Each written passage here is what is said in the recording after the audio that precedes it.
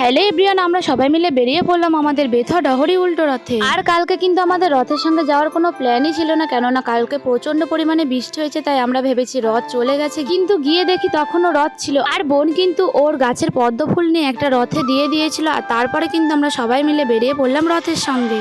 আর ঠিক সোজা রথের মতোই আমরা উল্টো রথে সব বান্ধবীরা মিলে কিন্তু খুব মজা করেছিলাম আর খুব নাচ করেছিলাম। আর তোমরা কারা কারা বেথুয়া ডহরি থেকে এই ভিডিওটা দেখছো অবশ্যই কিন্তু কমেন্টে জানাতে ভুলো না। আর কালকে তোমরা কারা কারা বেথুয়া ডহরিতে রথ দেখতে এসেছিলে অবশ্যই কিন্তু কমেন্ট বক্সে জানিও। তারপরে কিন্তু এখানে রথ দাঁড়িয়েছিল আর ওখানে হচ্ছিল আরতি। আর আমরা কিন্তু রথে এত নেচেছি যে কি পরিমাণ ঘেমে গেছি সেটা তোমরা দেখতেই পাচ্ছ। আর রথের সঙ্গে কিছুক্ষণ যাওয়ার পর আমরা চলে আসি, কেননা আমার মাসির ছেলেরা এসেছিল রথ দেখতে। আর তারপরে এখান থেকে নিয়ে নিলাম আমি একটা কানের। আর ছোট বোন মেলা থেকে চুড়ি কিনলো, আর মেজো বোন কিন্তু ওকে চুড়িগুলো পরিয়ে দিল। তারপরে আমরা সবাই মিলে খেলাম কিন্তু এখানে পাঁশকুড়ার চপ। আর তারপরে রথ কিন্তু আবার চলে আসলো নিচু বাজার মাঠে। আর তারপরে এখানে কিন্তু সবাই মিলে আমরা আবারও নাচ করেছিলাম।